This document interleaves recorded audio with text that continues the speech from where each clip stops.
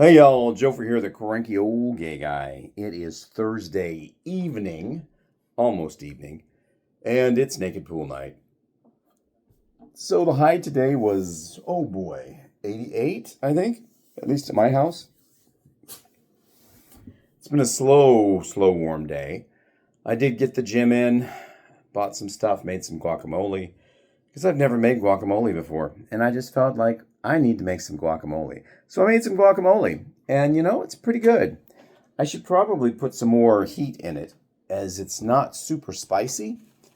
I didn't have any pepper flakes, so I used sriracha, which is usually pretty hot. I put that in all the stews and bake it on chicken and things, and I like the heat there. But I used far more than I usually do, and I don't taste it. I don't know what's up with that. Irritations today. What made me cranky?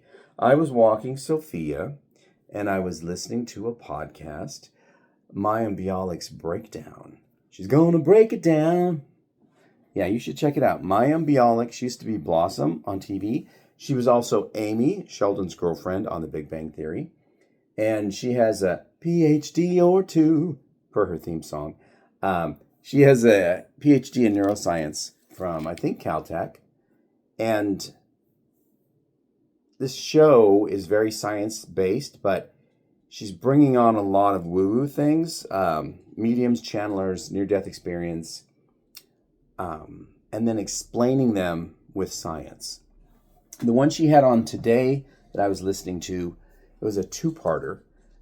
This woman had stage 4 something cancer, that's our lymphoma, that was incurable, and her body had dropped to 80 pounds, and she had no immune system, and she went into a coma. And when she was in the coma, the doctors told the family, she's done with.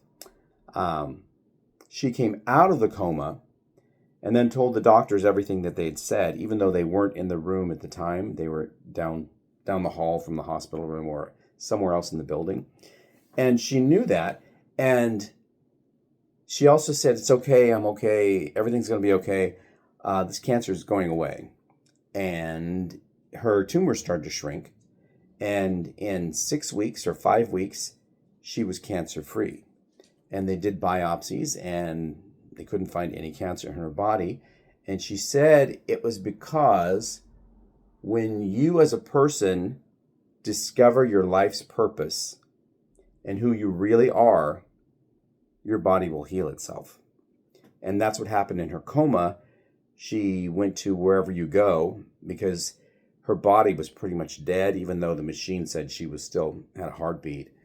And once she learned that, and she didn't want to come back, but then they said that her husband's reason for being here cannot be fulfilled if you don't go back. So she came back, and everything changed in her life. She had no desire to work a regular job anymore. And she didn't know what she was going to do. And then like 2 or 3 weeks later, she found herself invited to speak at a Wayne Dyer seminar. I don't know where it was, in front of like 3,000 people.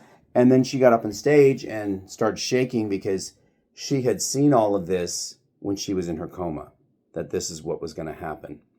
Mayim Bialik could not explain this one, nor could this lady's doctors. And I'm not a scientist. I do believe that there is a higher power, which means everybody. And she's not super religious, this woman that passed, or that was in the coma. And she said she was raised around several religions. She respects all of them.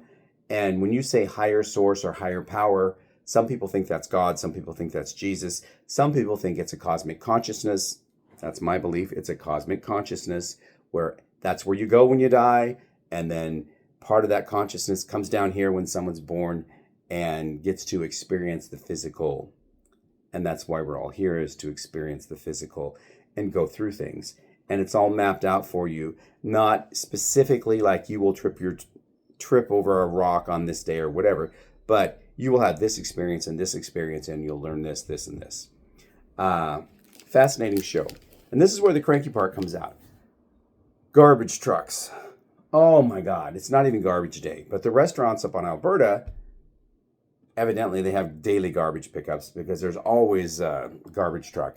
And it's different companies. The one that I have is contracted with the city to do this neighborhood, but businesses are exempt from that, and they get to negotiate their own garbage rates with various garbage companies, and there are several.